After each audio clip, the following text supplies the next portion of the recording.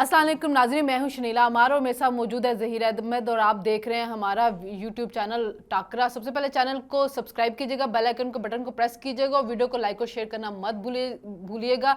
आज हम बात करेंगे मौलाना फजल रहमान की सियासत के ऊपर। उनकी सियासत मुझे तो समझ नहीं आ रही, मैं ज़हीर से कुछ समझने की कोशिश करूँगी कि मौलाना साहब करना क्या चाह रहे हो। उसके अलावा अली मीन गंडापुर ने फिर वो धमकियां दे दी हैं। वो धमकियां देने से कहीं वो 9 मई का जो वाक़या उसके ऊपर मोहर तो नहीं लगाने की कोशिश करे कि वाकई हम इंतशारी फसादी टोला हैं। और उसके अलावा जस्टिस मुनीब अख्तर को शायद काम करने की आदत नहीं रही, इतनी ज़्यादा छुट्टियों पर रहे हैं कि वो अब चाहते हैं कि मैं बैठूँ ही ना, कोई काम ही ना करो, मुझे घर बैठे तनख्वाह मिले, जो कि पाकिस्तान के बहुत से वेले लोगों का ख्वाब होता है। तो ये सारी जो चीज़ें हैं मैं आज ज़हीर के साथ डिस्कस करूँगी, लेकिन आपने वीडियो को आखिर तक देखना है ताकि आपको पता चले कि हमने किस किस टॉपिक के ऊपर और उसके अंदर और कौन कौन सी खबर जो थी जो ज़राए के ज़रिए हमें मिलती रही हम आपको दे रहे हैं। वीडियो को आखिर तक ज़रूर देखिएगा। अस्सलाम वालेकुम ज़हीर, कैसे हैं? जी वालेकुम सलाम, बिल्कुल ठीक ठाक। अच्छा ज़हीर, मौलाना फजल रहमान की सियासत मैंने इंट्रो में भी कहा, मुझे तो समझ नहीं आ रही है। ठीक है, मौलाना फजल रहमान की लास्ट वीक, चूँकि हम लास्ट वीक प्रोग्राम नहीं कर सके, आपकी बेटी की तबीयत ठीक नहीं थी, अल्लाह उसको सेहत तंदुरुस्ती दे, तो मौलाना फजल रहमान की उस मुलाकात के ऊपर हम ज़रूर कर लेते, क्योंकि मेरे पास तो बड़ा डायरेक्ट सोर्स था कि मुझे जो खबरें जहाँ से मिली। मौलाना मिले हैं एंकरों के साथ, उन्होंने बातचीत की, उसमें उन्होंने कहा आईनी तरमीम के ऊपर वो एग्री थे, उन्होंने कहा पीटीआई भी एग्री है, और मिलिट्री कोड के ऊपर भी एग्री थी कि 1-2-3 साल के लिए बन जानी चाहिए। हाँ, वो कह रहे थे कि हम पर्सनल स्पेसिफिक आईनी तरमीम नहीं करेंगे। और फिर ये भी थी कि वो बिलावल भुट्टो के साथ मिल के किसी आईनी तरमीम के ऊपर काम भी कर रहे हैं। लेकिन ये था कि आईनी अदालत बनेगी, अब उसके जज कौन होते हैं, उम्र का क्या हिसाब किताब होता है, ये सारा कुछ जो था वो बाद में मोडालिटी सेट हो जाए। और कुछ दिन पहले अगर आपको याद हो, मौलाना फजल रहमान ने कौमी असम्बली में कहा था कि हुकूमत चाहिए फॉर्म 45 वाली या 47 वाली हुकूमत, तो यही चलेगी अब ये हुकूमत। कल वो बैठे हैं तो फिर उन्होंने कहा जी इसको तो अवामी मैंडेट ही नहीं मिला, इनको तो इख्तियार ही नहीं आईनी तरमीम करने का। लेकिन उसमें उन्होंने खैबर पख्तूनख्वा की हुकूमत को भी रगड़ दिया। उन्होंने ये भी कहा कि ये भी अवामी हुकूमत नहीं है, इसको भी, ये भी धांधली के जरिए, और हमें पता है कौन सा जनरल कर्नल जो है वो इन्वॉल्व है उनको लाने के लिए। मौलाना क्या चाह रहे हैं? देखिए, बहुत शुक्रिया। एक तो मौलाना की सियासत हमेशा इस तरह होती है कि वो फैसला बेशक करके बैठे होते हैं कि उन्होंने करना, उनका फ्रेम ऑफ, आप ये ना समझें कि उनका फ्रेम ऑफ माइंड क्लियर नहीं है कि उन्होंने क्या करना। जो भी फैसला करना है ना, वो बैठे हुए हैं, लेकिन इस टाइम वो खेल रहे हैं, अवाम के साथ खेल रहे हैं कि हुकूमत के साथ खेल रहे हैं। थोड़ा इतना सा वो निगलेक्ट, बिल्कुल आउट ऑफ स्क्रीन रहे हैं। उनकी कोई नाम नहीं था, जब भी आता था तो कोई लतीफ़ा ही बनता था, तो इस तरह का था। लेकिन इस टाइम उनकी अहमियत है और उसको वो फुल टाइम, वो बल्कि स्क्रीन कैप्चर की हुई है ना, की हुई है। उस दिन जो साफ़ी मिल गए हैं वो उनके, मैं टॉक शो देख रहा था, जो वहाँ पे गए हुए थे, उन्होंने कहा जी फुल टाइम अपनी पॉपुलैरिटी को एंजॉय कर रहे हैं वो इस वक्त। हाँ। अच्छा, ये बात बिल्कुल ठीक है। 2-3 चीज़ें जो हैं बड़ी अहम है। कल वाली जो उनकी टॉक थी उसमें, वैसे तो मौलाना साहब किसी भी टाइम कोई भी पोजीशन किसी भी गुंजाइश के तहत निकाल सकते हैं। आइन में गुंजाइश है। मैं आपको एक वो अक्सर मैं बताता होता हूँ, एलएफओ के ऊपर भी उन्होंने आइन में गुंजाइश निकाल ही ली। नहीं, सबसे ज़बरदस्त जो था ना, मौलाना साहब बड़े ज़बरदस्त सियासतदान है। मौलाना साहब ने 88 में बेनज़ीर साहिबा का जब उन्होंने आ रही थी, उन्होंने कहा जी इस्लाम के अंदर औरत की हुकूमत जायज़ नहीं। जनाब बीबी की हुकूमत बन गई, बीबी की हुकूमत कमज़ोर थी, उनको ज़रूरत थी इनकी, उन्होंने कन्विंस किया, ये शामिल हो गए बीच में इत्तेहाद में। तो उनसे किसी ने सवाल पूछा कि आप कहते थे कि औरत की हुकूमत जायज़ नहीं, उन्होंने, मैंने कहा था कि इस्लाम में औरत की हुकूमत जायज़ नहीं, क्या पाकिस्तान में इस्लामी हुकूमत है? वो कहता नहीं तो ठीक है। तो गुंजाइश निकालना, देखें, मौलाना को लफ्ज़ों से खेलना आता है। और मौलाना के बारे में एक एंकर जिसके साथ हम दोनों ने काम किया, उन्होंने कहा था कि मौलाना फजल रहमान ने जितना जवाब देना होता है वो उतना जवाब देते हैं, वो उससे आगे नहीं जाते हैं जहाँ पे उन्होंने सोच लिया होता है कि मैंने ब्रेक लगा देनी है।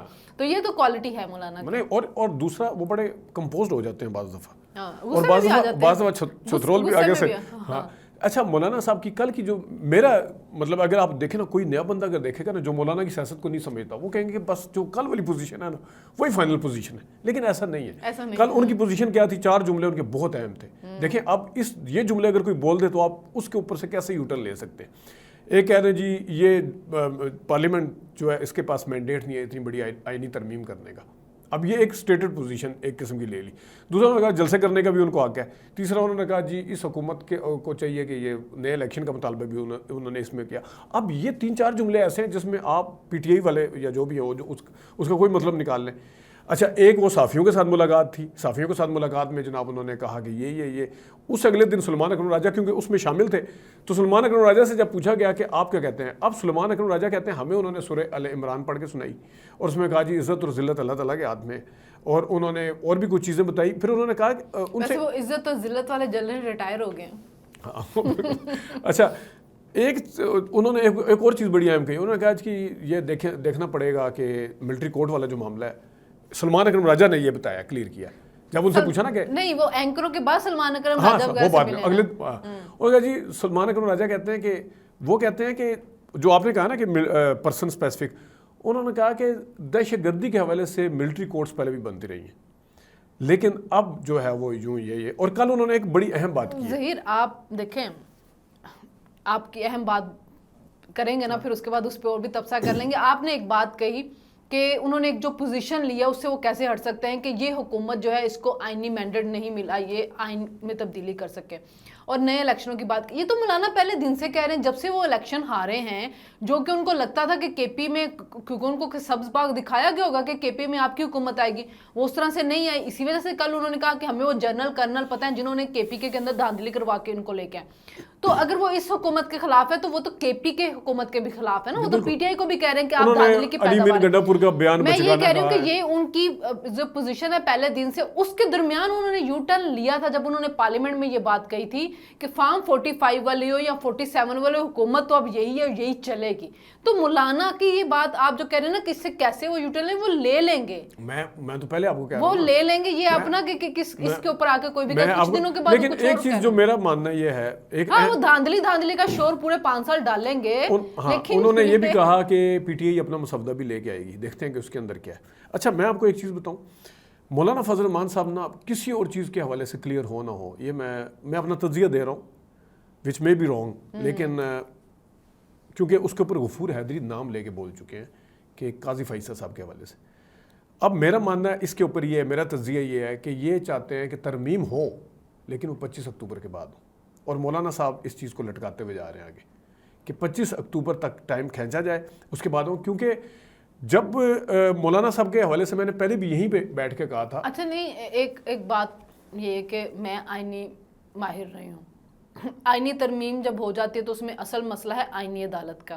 اگر آئینی عدالت بن جاتی ہے تو کیا قاضی فائز عیسیٰ اس کے جج نہیں بن سکیں گے کیا؟ کیونکہ اس کا تو کوئی تعلق ہی نہیں ہے اس کے ساتھ، ایج بڑھانے کے ساتھ تو تعلق ہی نہیں ہے. تو آئینی عدالت ہے تو اس کا چیف جسٹس کسی کو بھی حکومت بنا سکتی ہے، تو قاضی تو ویسے بھی بن جائیں گے. نہیں اس میں دو چیزیں دیکھیں، کیونکہ سپریم کورٹ کا تو معاملہ ہی نہیں ہے اس میں. اس میں دو چیزیں، اگر تو فضل الرحمان صاحب کے ووٹ کی ضرورت ہے جو کہ ہے 63A کو اگر آپ تھوڑی دیر کے لیے سائڈ پہ رکھ دیں، اس کا جو فیصلہ آتا ہے پھر تو آپ کو پتہ ہے وہ 39 یا 41 جتنے بھی ہیں ان کے بھی لیے دروازہ کھل جائے گا ووٹ ڈالنے کے لیے، پھر تو مولانا کی ضرورت نہیں رہے گی. لیکن جب تک مولانا صاحب کے ساتھ کامران مرتضیٰ صاحب ہیں، وہ مسودہ پڑھ رہے ہیں ایک چیز، وہ کسی بھی جگہ پہ مرتضیٰ نے ایک جھوٹ بھی تو بولا تھا نا. ہاں لیکن وہ کسی بھی جگہ کے اوپر آپ کو میرا ماننا یہ ہے کہ وہ وہاں پہ بھی اپنی شرط رکھیں گے کہ ہم آئینی ترمیم، ہم کانسٹیٹیوشن کوڈ بنانے کے لیے بھی تیار ہیں، لیکن اس کے اندر سے قاضی فیصل صاحب نہیں ہوں گے. وہ وہاں پہ بھی اپنی شرط رکھ دیں گے، ان کے لیے تو کوئی ایشو نہیں ہے. قاضی فائز عیسیٰ کا ان کے ساتھ مسئلہ بھی مبارک ثانی کیس والا فیصلہ ہے جو کہ فیصلہ بالکل ٹھیک تھا، لیکن ظاہر ہے مولانا کی ایک مذہبی فالوئنگ ہے اور اس ملک کے اندر مذہب کا دیکھیں نا، آج جیسے ذاکر نائک کو بھی اسٹیٹ پروٹوکول دیا گیا ہے. میرا اپنا خیال ہے کہ میں اس کے حق میں نہیں ہوں کہ آپ کسی بھی مذہبی رہنما کو اتنا اسٹیٹ پروٹوکول دے کے اپنے ملک کے اندر لائیں. آپ نے اگر لانا ہے تو آج دنیا کہاں سے کہاں پہنچ چکی ہے، سائنسدان کو لائیں، کسی ڈاکٹر کو لائیں، کسی ان کو آئی ٹی ایکسپرٹ کو لائیں کہ آپ کے بچوں کے لیے. اب ڈاکٹر ذاکر نائک ٹھیک ہے، بہت سے لوگوں کے وہ فیوریٹ بھی ہوں گے، بہت سے لوگ ان سے سیکھ بھی رہے ہوں گے، لیکن بہت سے لوگوں کو ان سے اختلاف بھی ہے.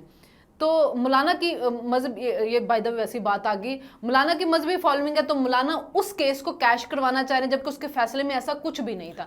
تو اس کو بنیاد بنا کے اگر مولانا قاضی فائز عیسیٰ سے دشمنی پال رہے ہیں تو میرا خیال ہے کہ یہ کوئی اچھی بات نہیں. آپ کسی آئینی قانونی مسئلے کے اوپر بات کریں تو. اچھا آج بڑی اہم بات ہو رہی تھی، یہ جو منیب اختر والا ہوا ہے سارا، وہ بعد میں اس پہ آتے ہیں، میں ایک ویسے مثال دے رہا ہوں. قاضی فیصل صاحب عمومی طور پہ یہ کہا جاتا ہے کہ نظر ثانی ایک دفعہ ہوتی ہے، اس کے بعد نظر ثانی نہیں ہوتی. اچھا کچھ ایسی مثالیں موجود ہیں جہاں پہ سپریم کورٹ نے 2 دفعہ نظر ثانی کے باوجود تیسری دفعہ اپنا فیصلہ واپس لیا ہے، اور وہ اس میں سے ایک ہے مبارک ثانی کیس. اگرچہ قاضی فیصل صاحب نے پہلے فیصلہ سنایا، پھر اس کے نظر ثانی کے اوپر قائم رہے، لیکن انہیں واپس لینا پڑ گیا. اب قاضی فیصل صاحب ارسپیکٹو کہ مذہبی ایلیمنٹ تھا جو بھی تھا، قاضی فیصل صاحب اگر اپنی فیصلوں کے حوالے سے جانے جاتے ہیں، پہچانے جاتے ہیں، اور اپنے موقف کے حوالے سے بھی جانے پہچانے جاتے ہیں، تو پھر انہیں تیسری دفعہ اپنا فیصلہ واپس نہیں. لینا ظہیر چاہیے. اس میں بتا دیتی ہوں، اس میں ایک آپریٹو پارٹ تھا جو جسٹس منصور علی شاہ نے لکھا تھا. انہوں نے وہ پارٹ ہی اپنی کتاب کے اندر، اپنے فیصلے کے اندر شامل کیا تھا. اس پارٹ کو صرف ہٹایا گیا. نہیں، لیکن وہ قاضی کا اپنا فیصلہ نہیں تھا، وہ منصور علی شاہ کا فیصلہ تھا، اس کو اس میں شامل کر دیا گیا تھا، جس میں یہ تھا کہ آپ اپنی گھر کی 4 دیواری کے اندر کچھ بھی کر سکتے ہیں. تو اس کو اس آپریٹو پارٹ کو جو کہ قاضی نے خود نہیں لکھا ہوا تھا منصور علی شاہ کا، تو اس کو انہوں نے واپس اس میں پھر مطلب یہ ہے، مقصد یہ ہے، وہ آئینی قانونی کوئی چیز نہیں. فیصلے کے اندر جو سربراہی کر رہے تھے قاضی فیصل صاحب تھے، اور اس کا اوپر نظر ثانی ہوئی، وہ بھی قاضی فیصل صاحب. اس کا مطلب تیسری دفعہ جب وہ آیا تو اس کے اندر کوئی نہ کوئی چینجنگ ہوئی، جو کہ عمومی طور پہ کورٹ کی روایات نہیں ہے. کورٹ کی عمومی طور پہ لیکن اس ملک میں جتھوں کے ذریعے. اچھا، آپ ایک اہم بات کہنے لگے تھے. وہ میں نے پی ٹی آئی والی بتا دی نا کہ مسودہ، وہ اب میرے خیال میں اس حوالے سے اندرون خانہ مجھے اس طرح سلمان اکرم راجہ کی باتوں سے لگا ہے کہ ان کی کوئی اس قسم کی ڈیل ضرور ہے کہ اس کو لٹکا کے آگے تک لے کے جائیں، اور پھر ہوگا یہ کہ جس میں پی ٹی اے بھی شاید شامل ہو جائے، کانسٹیٹیوشن کورٹ کے حوالے سے شاید پی ٹی اے بھی شامل ہو جائے اس میں، لیکن اس میں مائنس پھر وہ قاضی صاحب ہوں گے. اچھا، کچھ صحافی ایسے تھے جن کی مولانا صاحب سے آف دی ریکارڈ ملاقات ہوئی نا، جیسے ایک تو یہ اینکر گئے جس کی خبر ریلیز کی گئی تھی، پریس ریلیز دی گئی تھی، باقاعدہ ویڈیوز بھی چلی چینلز پہ. کچھ ایسے ان کا کہنا تھا کہ مولانا مانے تو ہوئے ہیں، اس میں قاضی کا بھی کہنا ہے، لیکن مولانا نے ویسے ناک کی لکیریں نکلوانی ہیں. تو معاملہ کچھ ایسا ہی لگ رہا ہے کہ مولانا نے ناک کی لکیریں نکلوانی، ادروائز مانے تو وہ ہوئے ہیں. نہیں. اچھا، ایک چیز کا کریڈٹ میں مولانا صاحب کو ضرور دوں گا کہ مولانا صاحب نے اس چیز کو ایکسپوز کیا ہے کہ جو 3 ڈرافٹ آ رہے تھے کہ بلاول صاحب اپنا لے کے آ رہے، وہ نون لیگ اپنا لے کے آ رہی، وہ تو بلکہ اعظم تارڑ صاحب کہتے ہیں، مجھے بھی ابھی ملا ہے، حالانکہ ہی سپوز ٹو کہ اس نے خود سارا کچھ بنایا ہوگا. تو یہ چیزیں بالکل سامنے لے کے آئے ہیں وہ، اور دیکھتے ہیں کہ اب مولانا کن شرائط کے اوپر کتنی اس کے اوپر مانتے ہیں. اچھا، دوسرا یہ نا بڑی جگہوں پہ یہ سارا بھی چل رہا ہے کہ چونکہ نواز لیگ ترمیم نہیں کروا سکی، بندے پورے نہیں کر سکتے، تو اسٹیبلشمنٹ خوش نہیں ہے، تو اب بلاول بھٹو نے یہ ٹاسک لے لیا ہے. تو اگر بلاول بھٹو نے یہ جو ٹاسک ہے کمپلیٹ کر لیا تو ہو سکتا ہے کہ شہباز شریف کو اٹھا کے بلاول بھٹو کو وزیر اعظم بنا دیا جائے. یہ بھی خبریں مطلب پاکستان کے اندر پھر جو ہوتا ہے نا کہ کہیں بھی کوئی بھی خبر جو ہے وہ چلا دی جاتی ہے. اچھا، اس میں شنیلا 2 چیزیں، پیپلز پارٹی نے ایک تو اپرچونٹی کو گریب کیا، اس میں کوئی شک نہیں. ہاں، بلاول ہر جگہ، لیکن بلاول نے ہر چینل کو مولانا کے بعد اگر کوئی ریلیونٹ ہوا ہے نا تو بلاول ہے، پیپلز پارٹی. اچھا، ایک چیز ہے کہ پیپلز پارٹی ان کے نانا کا وہ ہے، آگے ہو کے وہ سارا کچھ کروا بھی رہے ہیں، اس کے ترمیم بھی کروا رہے ہیں. اچھا، اس مزے کی بات یہ ہے کہ سننے میں آیا ہے کہ ذرائع کی خبریں کہ مولانا اپنا بلاول نے کہا تھا کہ یہ ہائی کورٹ کے اندر بھی یہ چیزیں لے کے آئیں، وہاں پہ بھی کانسٹیٹیوشن کورٹ لے کے آئیں، کیونکہ آپ کو پتہ ہے سندھ کے اندر ہمیشہ وہ ہائی کورٹ سے ناراض رہتے ہیں. آپ آئی جی لگانے کا معاملہ دیکھ لیں، آپ کے سامنے کتنے آئی جی کے اوپر پھڑے ہوئے ہیں. تو وہ یہ چاہ رہے تھے، تو پیچھے انہیں بتایا گیا، حکومت نے بتایا یا اسٹیبلشمنٹ بتانے والوں نے بتایا، جس نے بھی، کہ آپ ابھی فی الحال ادھر سے خاموش ہیں. تو وہ اپنی بھی ایک اپرچونٹی لینا چاہ رہے تھے کہ ہماری جو سندھ حکومت کے اوپر ایک تلوار لٹک رہی ہوتی ہے کہ آئینی معاملات جو سندھ ہائی کورٹ دیکھ رہی ہوتی ہے، وہ وہاں سے بھی کرنا چاہ رہے ہیں. لیکن اوور آل بلاول نے بھی پیپلز پارٹی نے گین کیا اس کے اندر. اچھا، یہ پرسوں ہوا احتجاج پنڈی کے اندر لیاقت باغ میں، شیلنگ ہوئی، پتھراؤ بھی ہوتا رہا، اس میں بڑی ویڈیو سب کچھ چلتی رہی ہیں. ایک بے تکے سے شاعر بھی ہیں، بے وزن شاعر جو شاعر بن چکے ہیں، معذرت کے ساتھ احمد فراد کی بات کر رہی ہوں میں. اور اب آپ یہ نہیں کہہ سکتے کہ مجھے شاعری کا کیا نہیں پتہ. میری فیملی میں 3 بہت بڑے شاعر ہیں، انور مسعود، امجد اسلام امجد، سعود عثمانی. تو بڑے وہ ان کے بھی آئے جذباتی نعرے، سارا کچھ. ایک انقلاب آ رہا تھا کے پی کے سے، اور اس وقت کہہ دیا گیا کہ وہ داخل ہو گئے ہیں، بس ابھی لیاقت باغ پہنچنے لگے، بس وہ آ رہے ہیں. نعیم پنجوتا کی بھی ہم نے دیکھی، بہت سے لوگوں کی بھی سنی. شاعر نے بھی یہ جو تھے انہوں نے کہا کہ لوگ غصے میں ہیں، انقلاب بس آ گیا، اب بس امین گنڈا پور کا انتظار ہو رہا ہے. اور امین گنڈا پور جو تھے برہان انٹرچینج سے واپس، پھر وہاں جا کے انہوں نے بڑی بڑھ کے لگانے شروع کر.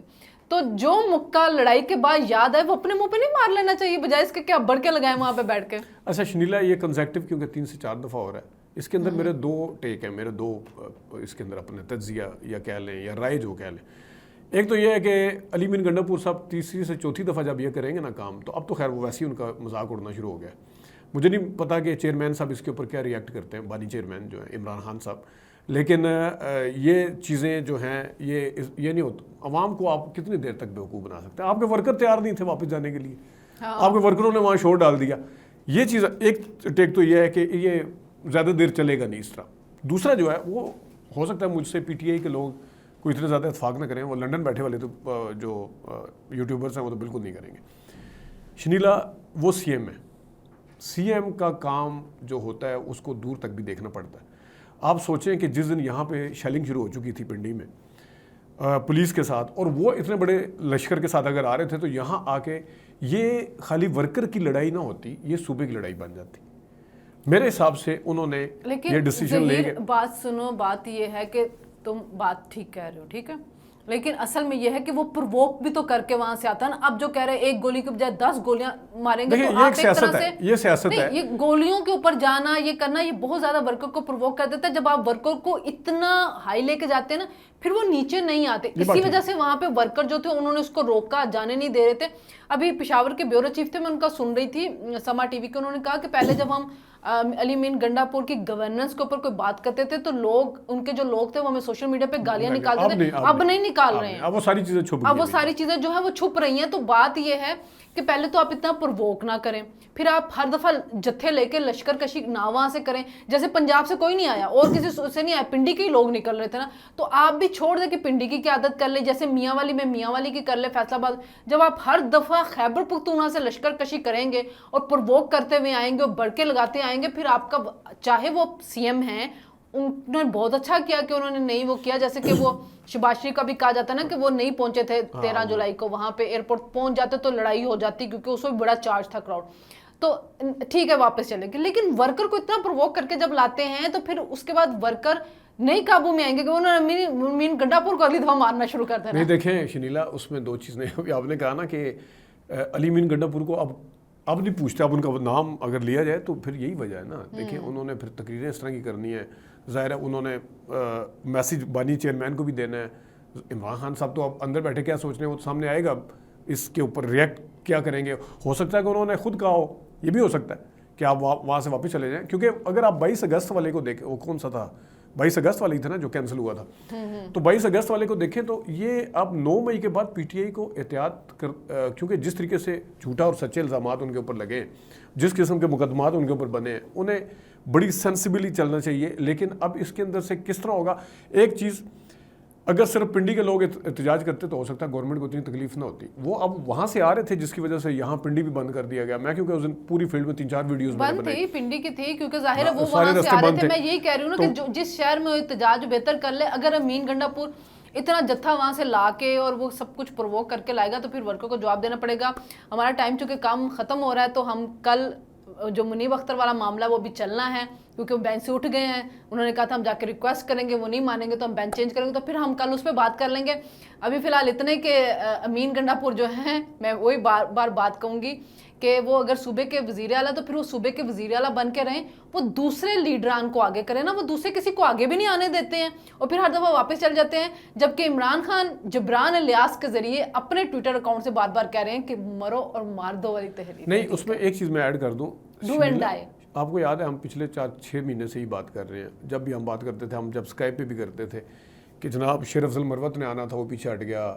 شیر افضل مروت کو چلو تھوڑی دیر کے لیے چھوڑ دیں، اس نے کہیں نہ کہیں اس نے جب کے پی کے اندر جب ہوئے تھے تو اس نے اپنی کنٹریبیوشن کی ہے بیچ میں.